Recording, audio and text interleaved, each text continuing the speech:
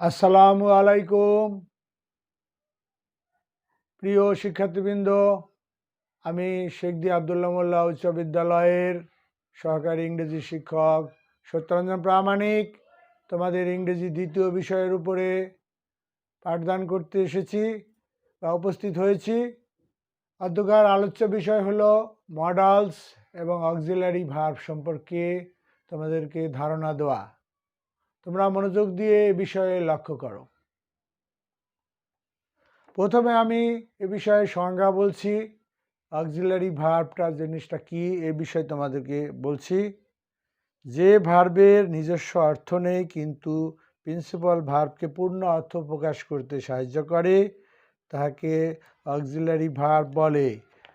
এ বিষয়ে তোমাদেরকে আমি উদাহরণ আকারে দেখাচ্ছি। লক্ষ্য করো তোমরা হোয়াইট বোর্ডে I shall meet you tomorrow. এক্ষেত্রে দেখা গেল মিট ভার্বের পূর্বে শ্যাল ভার্বটা বসেছে। তদ্রূপ they are polluting the environment. We have finished our work. Rona was eating rice. এক্ষেত্রে প্রথম বাক্যে শ্যাল, দ্বিতীয় বাক্যে আর, তৃতীয় বাক্যে বা সেন্টেন্সে হ্যাভ এবং চতুর্থ বাক্যে বা সেন্টেন্সে ওয়াজ ভার্বগুলো মিট, পলিউটিং, ফিনিশড এবং ইটিং ভার্বের কাজকে আরও যুক্তিপূর্ণ এবং অর্থবোধক করে তুলেছে। এক্ষেত্রে শ্যাল, আর, হ্যাভ, ওয়াজ এই ভার্বগুলোকে আমরা বলবো অক্সিলারি ভার্ব। আবার এটাকে আমরা মডাল ভার্ব হিসাবেও ব্যবহার করব বাক্যে। সে বিষয়ে তোমাদের নিয়ে আলোচনা করব। অক্সিলারি ভার্বের সংখ্যা মোট 24টি। এ জাতীয় ভার্বকে হেল্পিং ভার্ব বা অপারেটর নামেও আমরা গ্রামারে বা ব্যাকরণে শিখে থাকি। এগুলোকে আমি বলছি, এগুলো প্রেজেন্ট এবং পাস্ট ফর্মের রূপ হয়ে থাকে। এই অক্সিলারি ভার্বের সংখ্যা মোট 24টি। এই জাতীয় ভার্বকে হেল্পিং ভার্ব বা অপারেটরও বলা হয়ে থাকে। এদের রূপ দুই ধরনের হয়ে থাকে, প্রেজেন্ট রূপ এবং পাস্ট রূপ। এক্ষেত্রে আমরা হোয়াইট বোর্ডে তোমাদেরকে একটু দেখাচ্ছি। প্রেজেন্ট ফর্মের জন্য যেমন অ্যাম, ইজ, আর, পাস্ট ফর্মে ওয়াজ, আর। ডু বা ডাজ, পাস্ট ফর্মে ডিড। তদ্রূপ হ্যাভ, হ্যাজ, পাস্ট ফর্মে হ্যাড, শ্যাল, শুড। তদ্রূপ উইল, উড হয়েছে ক্যান, কুড, মে, মাইট। এবং তাছাড়া আরও রয়েছে অট টু, যাহার পাস্ট ফর্ম নেই, মাস্ট, নিড, ডিয়ার। আবার অন্য আর একটা অপারেটর রয়েছে ইউজ টু।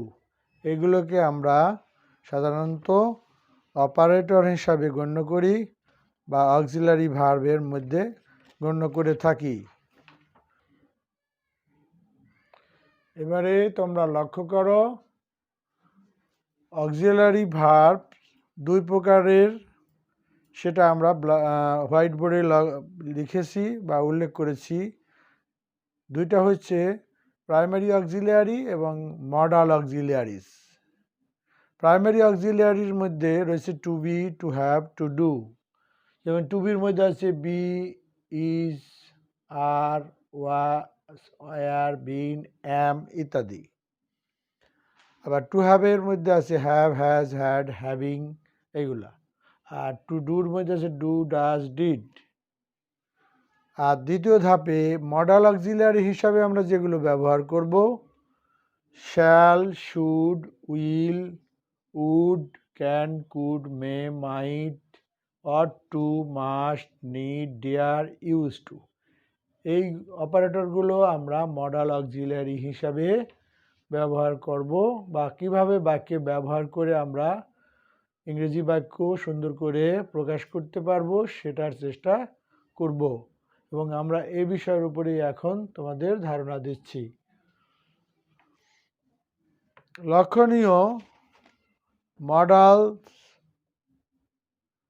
মডালস ভার্ব বা মডালগুলো অন্যান্য অক্সিলারি ভার্ব থেকে তিন দিক থেকে ভিন্ন ধরনের হয়ে থাকে।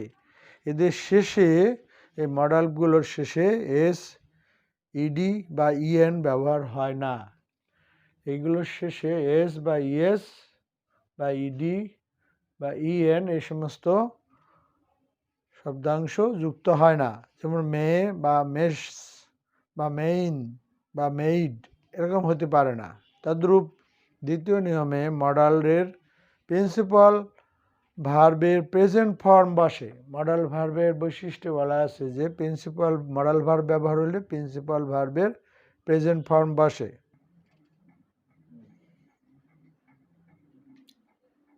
প্রিয় ছাত্রগণ, শিক্ষার্থীবৃন্দ, লক্ষণীয় এ বিষয়ে মডালস অন্যান্য অক্সিলারি ভার্ব থেকে তিন দিক থেকে ভিন্ন ধরনের হয়ে থাকে, যথা এদের শেষে এস, ইডি বা ইএন ব্যবহৃত হয় না। যেমন এখানে আমরা লিখেছি মে, মে ভার্বের সঙ্গে এস অথবা ইএন অথবা ইডি এমন হতে পারে না, বা এই জাতীয় ভার্বের এরকম ব্যবহার বিধি ব্যাকরণে নেই। মডাল ভার্বের প্রিন্সিপাল ভার্বের প্রেজেন্ট ফর্ম বসে। যেমন ইউ ক্যান হেল্প হার, এখানে হেল্প ভার্বটা ক্যানের পরে বসেছে, ক্যান মডাল ভার্ব, হেল্প শব্দটা প্রেজেন্ট ফর্মে রয়েছে। তদ্রূপ she may not attend the party, এখানে অ্যাটেন্ড ভার্বটা মে ভার্বের পরে বসেছে এবং এই অ্যাটেন্ড ভার্বটা প্রেজেন্ট ফর্মে রয়েছে। তদ্রূপ they should speak the truth, এখানেও শুড ভার্ব মডাল হিসাবে, স্পিক ভার্ব প্রেজেন্ট ফর্মে রয়েছে। আর তৃতীয় রূপ হচ্ছে মডাল ভার্বগুলো মেইন ভার্বের অর্থকে বিশেষিত করে। এটা তোমরা বিশেষভাবে মনোযোগ দিয়ে লক্ষ্য রাখবে। মডাল ভার্বগুলো মেইন ভার্বের অর্থকে বিশেষিত করে। মডাল বা মডাল অক্সিলিয়ারি এক ধরনের বিশেষ সাহায্যকারী ভার্ব।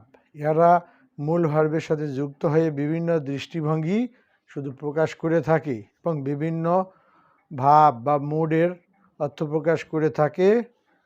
তোমাদের লক্ষণীয় আরও বিষয় হচ্ছে মডাল ভার্বের পরে প্রিন্সিপাল ভার্বের প্রেজেন্ট ফর্ম বসে এবং ভার্বের সাথে সেই ক্ষেত্রে এস বা ইএস যুক্ত হয় না এবং এদের সঙ্গে কখনো আইএনজিও যুক্ত করা হয় না। শিক্ষার্থীবৃন্দ, মডাল অক্সিলিয়ারিজ গুলোকে আমরা অ্যাফার্মেটিভ, নেগেটিভ এই দু ফর্মে প্রকাশ করছি। হোয়াইট বোর্ডের উপরে তোমরা লক্ষ্য করো, অনেক ক্ষেত্রে এটা কন্ট্রাকশন ফর্মও ব্যবহৃত হয়। যেমন লক্ষ্য করো হোয়াইট বোর্ডে ক্যান, এটাকে নেগেটিভ করলে হচ্ছে ক্যান নট এবং এটাকে কন্ট্রাকশন ফর্মে ক্যান্ট। কুড নট নেগেটিভ ফর্মে কুড। মে নট এটা ঠিক আছে। Might not ought not to এটা ঠিক আছে, শুধু আমরা এখানে কন্ট্রাকশন ফর্মে এইভাবে লিখে থাকি। তদ্রূপ used not to, did not used to, dare not, need not, didn't। এইগুলোকে আমরা মডাল অক্সিলারি ভার্বকে দুই ফর্মে দেখাচ্ছি, যে অ্যাফার্মেটিভ নেগেটিভ হয় আর নেগেটিভ ফর্মটাকে আমরা একটু কন্ট্রাকশন ফর্মে এইভাবে লিখে থাকি বা বাক্যে দ্রুততার সঙ্গে সময় আসলে মডাল অক্সিলারি ভার্বগুলো প্রিন্সিপাল ভার্বের পূর্বে বসে। শিক্ষার্থীবৃন্দ, মডাল অক্সিলারি ভার্বগুলো প্রিন্সিপাল ভার্বের পূর্বে বসে এবং এভাবে বসে তারা কি অর্থ প্রকাশ করে সেটা বলছি। অনেক ক্ষেত্রে পারমিশন বা অনুমতি নেওয়া অর্থে, পসিবিলিটি সম্ভাব্যতা অর্থে, সার্টেনিটি নিশ্চয়তা অর্থে, নেসেসিটি তদ্রূপ ability, intention, opinion, advice, command, determination ইত্যাদি বুঝিয়ে থাকে। আবার instruction, request, suggestion, offers, invitation, politeness, obligation এগুলোর অর্থ প্রকাশ করে থাকে। তোমরা এদিকে বিশেষ লক্ষ্য রাখবে, আমরা যখন কোনো সময় ইংরেজিতে ডায়ালগ বা অন্যান্য বাক্য লিখি, যাদের সঙ্গে আমরা পরস্পরের কথা বলি, তাদের মধ্যে পারস্পরিক সম্পর্ক অনুসারে সৌজন্যতাবোধ অথবা নম্রতা প্রকাশ করার জন্য আমরা পোলাইটনেস, আবার কখনো আমন্ত্রণ জানানো অর্থে ইনভাইটেশন ইন্ডিকেট করে আমরা অক্সিলারি ভার্ব ব্যবহার করি। সেগুলোর আমি কয়েকটা উদাহরণ নিচে দিচ্ছি, তোমরা হোয়াইট বোর্ডের দিকে লক্ষ্য করো। এখানে আমি যেটা লিখেছি সেটা পুনরায় আবার পড়ছি। মডাল ভার্বগুলো প্রিন্সিপাল ভার্বের পূর্বে বসে বা বসিয়া permission, possibility, certainty, necessity, ability, intention, opinion, advice, command, determination ইত্যাদি বা ইটিসি বোঝায় বা অ্যাটসেট্রা। আবার instruction, request, suggestion, offer, invitation, politeness, obligation এগুলোও বুঝিয়ে থাকে। যেমন আমরা ক্যানের বিভিন্ন অর্থ প্রকাশ করি, কয়েকটি বাক্য লক্ষ্য করো, লিখছি। হোয়াইট বোর্ডের দিকে তোমরা লক্ষ্য করো। ক্যানের বিভিন্ন অর্থ প্রকাশ করছি। ক্যান অর্থ আমরা এমনি সাধারণ ক্ষেত্রে বলি পারা, কিন্তু এই ক্ষেত্রে দেখো ওর নিজস্ব অর্থ কেমন হচ্ছে। প্রথমেই নাম্বার এতে দেখো, can I give you a cup of tea. এখানে আমরা অফার বোঝাচ্ছে, ক্যান দ্বারা অফার ইন্ডিকেট করছে, কাউকে কিছু প্রদান করা বা দিতে চাওয়া বোঝাচ্ছে। You can come to our party, এই ক্ষেত্রে দেখা যাচ্ছে ক্যান দ্বারা আমন্ত্রণ জানানো বা নিমন্ত্রণ জানানো বোঝাচ্ছে, ইনভাইটেশন ইন্ডিকেট করছে ক্যান দ্বারা। Excuse me, can you please show me the way to the photocopy shop, এক্ষেত্রে অনুরোধ করা বোঝাচ্ছে, রিকোয়েস্ট ইন্ডিকেট করছে। এইভাবে আমরা মডাল ভার্বগুলোকে ব্যবহার করা বাক্যে সঠিকভাবে প্রয়োগ করতে চেষ্টা করব বা শিখব, এবং এর বিধি বা রীতিগুলোকে আমরা আয়ত্ত করার জন্য ভালোভাবে এগুলোকে অধ্যয়ন করব এবং শিখতে চেষ্টা করব। এখন আমরা কতগুলো মডাল অক্সিলারি ভার্বের ব্যবহার সম্বন্ধে আলোচনা করব বা শুরু করছি। প্রথমে মে অথবা মাইটের ব্যবহার দিচ্ছি, সে বিষয়ে আলোচনায় যাচ্ছি। তোমরা লক্ষ্য করো, আমরা এখানে হোয়াইট বোর্ডে লিখেছি মে মাইটের ব্যবহার। পারমিশন নেওয়া প্রকাশ করতে আমরা মে ব্যবহার করি, যেমন may I come in sir, এখানে অনুমতি নেওয়া বোঝাচ্ছে, may I come in sir. এখানে মে ভার্বটা প্রথমে বসেছে এবং এটা প্রশ্নবোধক বাক্য, দেখো এখানে অনুমতি প্রকাশ করা অর্থে বোঝাচ্ছে। এবং দ্বিতীয় বাক্যে দেখো মে আই গো দেয়ার, এখানেও অনুমতি নেওয়া বোঝাচ্ছে, আমি সেখানে কি যেতে পারি। May I borrow your pen, আমি কি আপনার কলমটা ধার নিতে পারি। তাহলে এই ক্ষেত্রে অনুমতি নেওয়া বোঝাতে আমরা এইভাবে মে ভার্বের ব্যবহার করে থাকি। আবার মে ভার্ব আমরা পসিবিলিটি বা সম্ভাব্যতা অর্থেও ব্যবহার করি, যেমন শি মে কাম টুমরো, সে আগামী দিন আসতে পারে। উদাহরণ লক্ষ্য করো, দ্বিতীয় নম্বরে বা দ্বিতীয়টায় পসিবিলিটি বা সম্ভাব্যতা বোঝাইতে, যেমন she may come tomorrow. Number এতে। দ্বিতীয় বিতে দেখো he may attend the party. Number সিতে that might be our car. এই ক্ষেত্রে সম্ভাব্যতা বা পসিবিলিটি বোঝাইতে আমরা মে ব্যবহার করেছি, মে অথবা মাইট ব্যবহার করেছি। তবে তোমাদের এখানে বেশি লক্ষ্য রাখতে হবে যে মাইট দ্বারা মেয়ের চেয়ে বেশি অনিশ্চয়তা প্রকাশ পায়। ইহা ভিন্ন মাইট শব্দটি পাস্ট কন্ডিশনাল যুক্ত সেন্টেন্সেও ব্যবহার করা হয়ে থাকে। তোমরা এটা বিশেষ মনে রাখবে যে মাইট দ্বারা মেয়ের চেয়ে বেশি অনিশ্চয়তা প্রকাশ করার অর্থে ব্যবহার করা হয়। ইহা ভিন্ন মাইট শব্দটি পাস্ট কন্ডিশনাল যুক্ত সেন্টেন্সে ব্যবহার করা হয়, যেমন if I requested her she might do the work. এরকম বাক্য আমরা বলে থাকি, ইফ আই রিকোয়েস্টেড হার, যদি আমি তাকে অনুরোধ করতাম তিনি এটা কাজটি করে থাকতে পারতেন। তদ্রূপ আমরা তৃতীয় নাম্বারটা লক্ষ্য করছি, পারপাস বা উদ্দেশ্য বোঝাইতে। পারপাস বা উদ্দেশ্য বোঝাইতে আমরাও মে বা মাইট ব্যবহার করি। লক্ষ্য করো, she works hard so that she may do well in the exam. She works hard so that she may do well in the examination.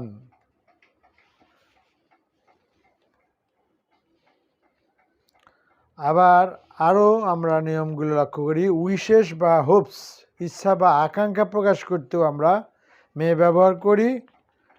May Allah bless you, may you succeed in life, may you come round soon. এগুলো আমরা ইচ্ছা প্রকাশ বা মনের আকাঙ্ক্ষা প্রকাশ করতে এভাবে আমরা ইংরেজি বাক্য লিখে থাকি বা মনের ভাব প্রকাশ করতে বলে থাকি। May Allah bless you, may you succeed in life, may you come round soon. আবার আমরা উইশেস অথবা হোপস, ইচ্ছা বা আকাঙ্ক্ষা বোঝাইতে মে এর ব্যবহার করতে পারি। এক্ষেত্রে তোমরা একটু লক্ষ্য করো হোয়াইট বোর্ডে, মে আল্লাহ ব্লেস ইউ, এক্ষেত্রে আমরা মে ব্যবহার করেছি দোয়াসূচক অর্থে। May you pass in the examination, may you succeed in your plan, may you come round soon. ইচ্ছা বা অভিপ্রায় বা আকাঙ্ক্ষা প্রকাশ করছে আপনি যেন সুস্থ হয়ে ওঠেন বা আরোগ্য হয়ে ওঠেন বা আরোগ্য লাভ করেন। তাহলে ইচ্ছা বা আকাঙ্ক্ষা প্রকাশ করতেও আমরা এই মডাল ভার্বগুলোকে ব্যবহার করছি এবং এই বাক্যগুলোকে আমরা বাক্য প্রকাশের সময় আমরা এগুলোকে বলছি অপটেটিভ সেন্টেন্স বলে থাকি functionally. May Allah bless you, may you pass in the examination, may you succeed in your plan, may you come round soon, অথবা may you get GPA 5 in the exam. এভাবে আমরা ইচ্ছা বা আকাঙ্ক্ষা প্রকাশ করতে মে বা মডাল ভার্ব মে বা মাইট ব্যবহার করি। আবার গেইজ বা স্পেকুলেশনস বা অনুমান করা প্রকাশ করতেও আমরা মে ব্যবহার করি বা মাইট। ইট মে রেইন টুডে, যেমন আমরা উদাহরণ দিয়েছি প্রথমটা, ইট মে রেইন টুডে, এক্ষেত্রে আজ বৃষ্টি হতে পারে, সম্ভাবনাময় কিন্তু অনুমান করে বলা হচ্ছে। এই ফিলিংটা আমাদের অনুভূতিতে আসছে, ইট মে রেইন টুডে। তদ্রূপ দে মে বি প্লেয়িং নাও অথবা দে মাইট বি প্লেয়িং নাও, এগুলো আমরা মডাল অক্সিলারি ভার্ব হিসাবে মেকে ব্যবহার করছি।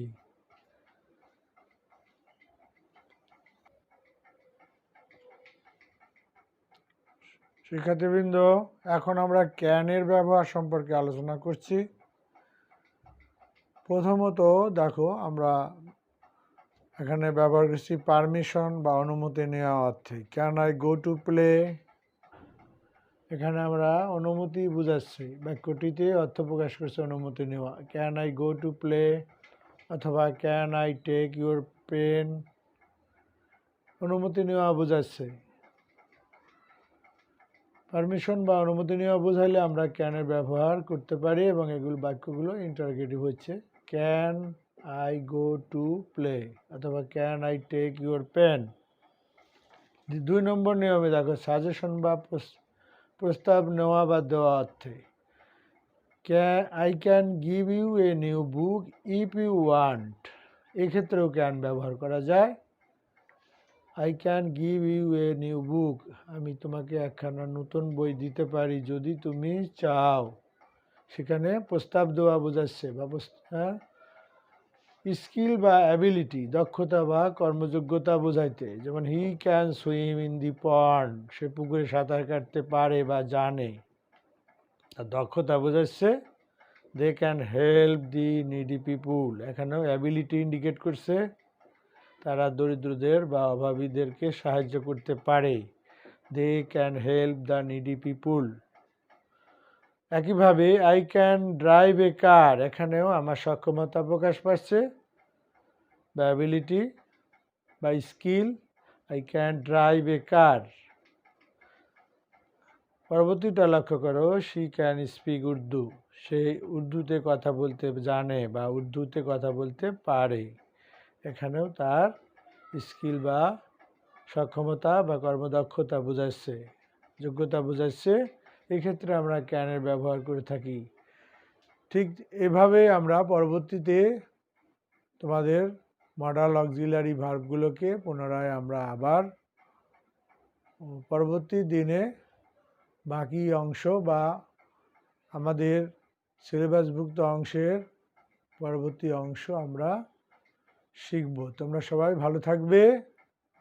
কেমন?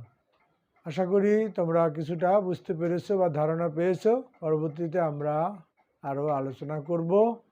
সবাই ভালো থাকবে। খোদা হাফেজ।